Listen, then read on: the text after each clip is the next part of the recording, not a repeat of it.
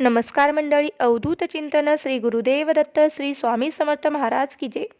बघा, आजच्या व्हिडिओच्या माध्यमातून आपण एक अशी नवीन माहिती जाणून घेणार आहोत की जी माहिती असणार आहे ती मात्र खास दत्त जयंतीनिमित्त असणार आहे. कारण 4 डिसेंबर 2025 रोजी वार गुरुवार या दिवशी दत्त जयंती. अगदी वर्षभर आपण ज्या दिवसाची वाट पाहत असतो तो दिवस म्हणजे येत्या 4 तारखेला येणार आहे. त्यामुळे दत्त जयंतीनिमित्त आपल्याला काही अगोदर सेवा करायची असतात. त्या कोणत्या आहेत त्या आपण आजच्या व्हिडिओमध्ये जाणून घेणार आहेत. त्या अगोदर 21 दिवसांची किंवा 11 दिवसांची किंवा त्यासंबंधी जे काही असतील ते सगळे मी तुम्हाला सांगण्याचा प्रयत्न करेल. त्यामुळे तुम्ही हा व्हिडिओ अगदी स्किप न करता शेवटपर्यंत पहा, जेणेकरून संपूर्ण माहिती तुमच्यापर्यंत मिळेल.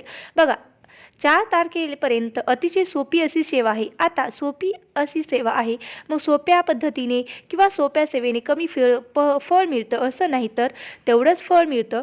आपली काय तर शेवटी आपला विश्वास किती आहे, मग आपण श्रद्धा किती ठेवतो, आपल्या अंतःकरणापासून सेवा करतो का, आपली सेवेसाठी किती तळमळ आहे, यावर मात्र सगळ्या गोष्टी अवलंबून असतात. अर्थातच आपण जेवढ्या जास्तीत जास्त सेवा करणार त्याचं तेवढं जास्तीत जास्त फळ हे आपल्याला मिळणार असतं. पण बऱ्याच ठिकाणी असं होतं की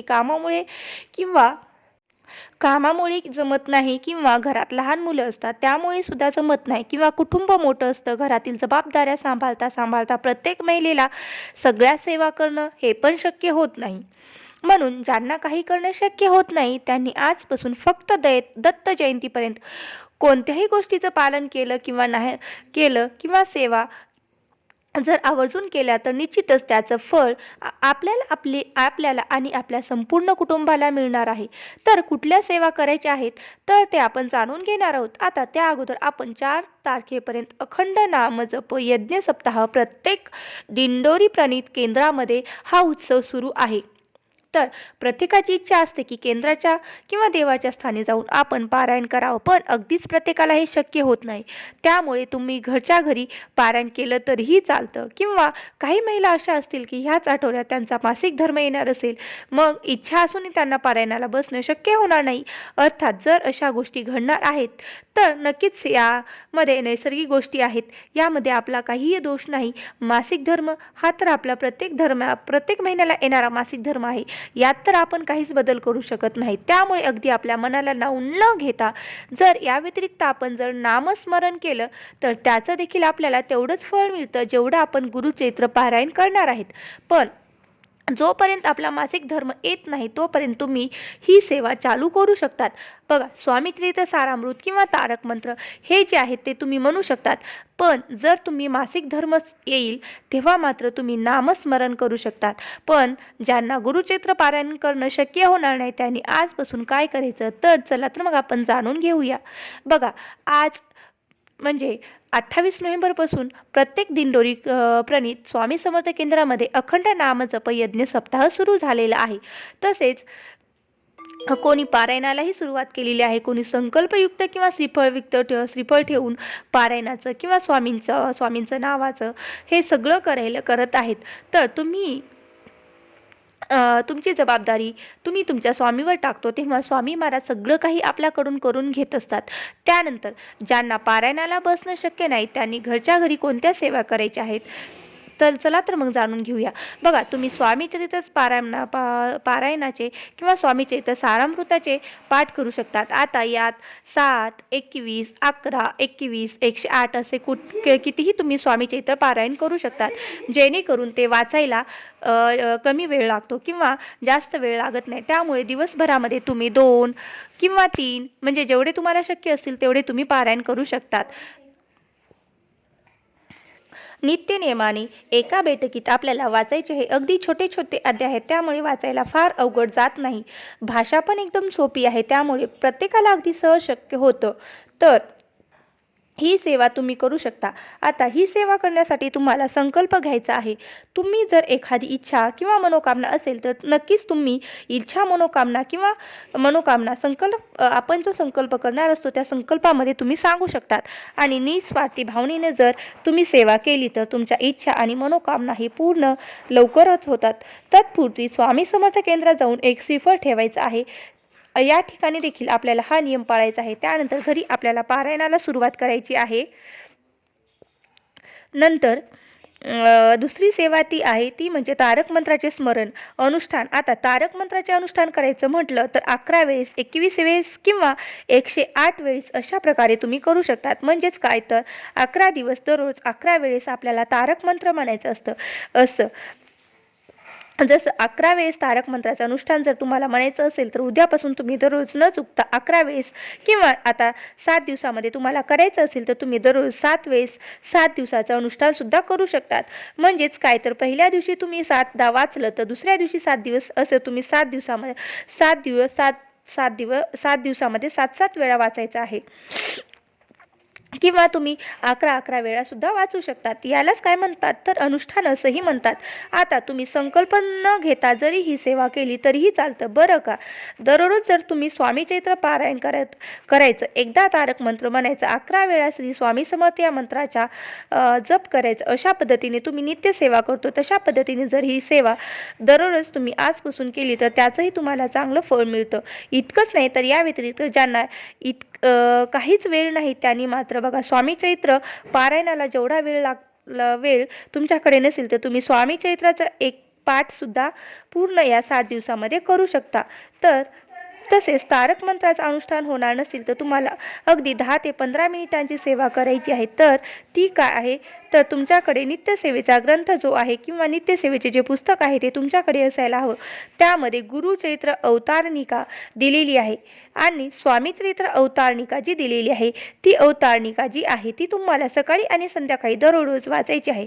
या 7 दिवसामध्ये जर तुम्ही ही दररोज स्वामी चरित्र अवतरणिका आणि गुरुचरित्र अवतरणिका वाचली तर गुरुचरित्र वाचल्याचं फळ आणि स्वामी चरित्र वाचल्याचं फळ तुम्हाला प्राप्त होणार आहे. आता ही सेवा सुरू करताना तुम्हाला कोणता मंत्र म्हणायचा आहे तर आपल्याला ही सेवा सुरू करण्यापूर्वी आपल्याला ओम गण गणपते नमः हा मंत्र 1 वेळेस म्हणायचा आहे, 1 माळ करायचा आहे आणि नंतर श्री स्वामी समर्थ या मंत्राची शक्यतो 11 माळ जप करायचा आहे. आणि ज्यांना शक्य नाही त्यांनी कमीत कमी 1 माळ तरी जप करायची आहे आणि मग या सेवेला आपल्याला सुरुवात करायची आहे. आता अवतरणिका म्हटलं तर गुरुचरित्र अवतरणिका वाचण्यासाठी तुम्हाला अगदी 10 ते 15 मिनिटसुद्धा लागू शकतात आणि स्वामी चरित्र अवतरणिका वाचायचं म्हटलं ते 5 ते 7 वेळा 5 ते 7 मिनिटांमध्ये सुद्धा होऊ शकता. आता एवढा वेळ तर तुम्ही नक्कीच काढू शकता. त्यामुळे तुम्हाला काही सेवा करणं शक्य नाही झालं तरी तुम्ही 15 मिनिटाची ही सेवा नक्की आवर्जून करा. या सेवेने देखील तुम्हाला हवं ते फळ म्हणजे तुमची जी इच्छा आहे ती सुद्धा पूर्ण होऊ शकतं. कारण स्वामी महाराज कधीही आपल्या भक्तांची जी अपेक्षा आहे ती कधीच ठेवत नाहीत. तर स्वामी महाराज जी काही भक्ताची अपेक्षा आहे ती पूर्ण करतच असतात. मग तुम्ही दिवसभरामध्ये कधीही स्वामींच्या समोर बसून ही सेवा करू शकतात. आता स्वामी काय म्हणतात फक्त तू जी माझी सेवा करणार आहे ती फक्त ती मनोभावे कर आणि विश्वासाने कर आणि तुझं चित्त थाऱ्यावर ठेवून कर.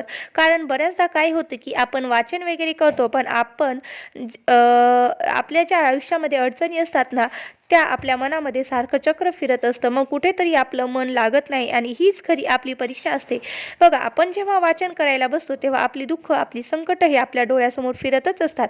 पण तरीही त्यापासून थोडंसं वेगळं होऊन स्वामी व दत्त महाराजांची एकरूप होण्याचा आपल्याला प्रयत्न करायचा आहे.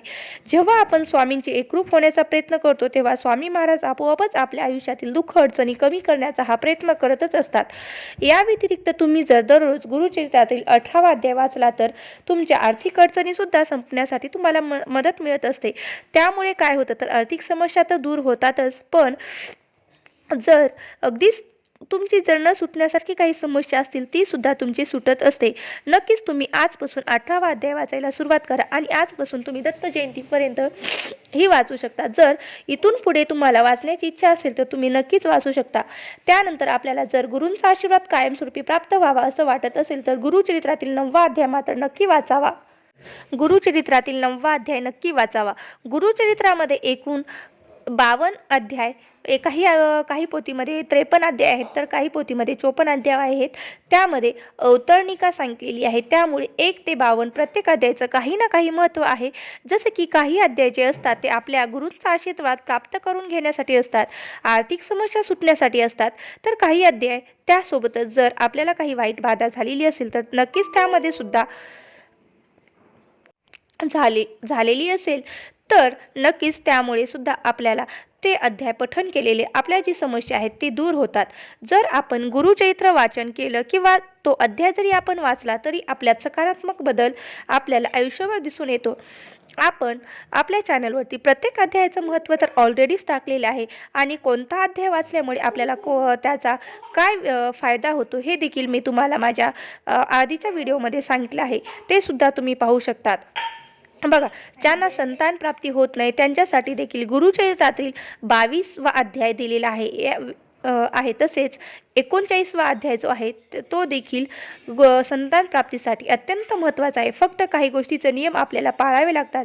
ते जर नियम पाळून आपण ही सेवा केली तर आपली इच्छा ही अपूर्ण राहतच नाही आणि आपण स्वामींना जे काही मागत असतो स्वामी आपल्याला ते मन मोकळेपणाने देत असतात. फक्त बऱ्याचदा असं होतं की प्रत्येक गोष्टीची वेळ ही ठरलेलीच असते, आपल्याला मात्र घाई असते. मग कुठेतरी आपण स्वामीवर नाराज होतो. म्हणून आपल्या इच्छा आकांक्षा तर आपल्या कधीच संपणार नाहीत, पण त्या पूर्ण होणार नाही असंही नाही. त्यामुळे जर आपण निस्वार्थी भावनेने आपण स्वामीकडे काहीतरी मागितलं तर स्वामी आपल्याला नक्कीच देत असतात. स्वामींची सेवा केली तर निश्चितपणे स्वामी महाराज सदैव त्यांची कृपा आशीर्वाद किंवा त्यांचं कृपाछत्र हे आपल्यावर ठेवत असतात. तर दत्त जयंतीपर्यंत ही 15 मिनिटांची सेवा करा. स्वामीचरित्र गुरुचरित्र अवतरणिका वाचा आणि त्यासोबतच तारक मंत्राचं अनुष्ठान देखील तुम्ही करा. ही अत्यंत प्रभावी सेवा आहे. जे तुम्हाला शक्य आहे ते तुम्ही जे तुम्हाला शक्य होणार आहे ते नक्की तुम्ही आवर्जून करण्याचा प्रयत्न करा आणि त्याचा लाभ घ्या. तुम्हाला जर ही माहिती कशी वाटली कमेंट करून नक्की कळवा. याविषयी जर तुम्हाला काही शंका असेल तर ते देखील तुम्ही मला कमेंट बॉक्समध्ये विचारू शकता.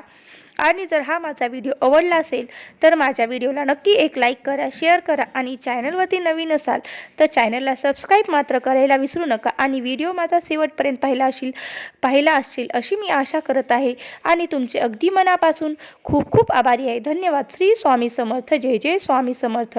श्री गुरुदेव दत्त. श्री स्वामी समर्थ महाराज की जय.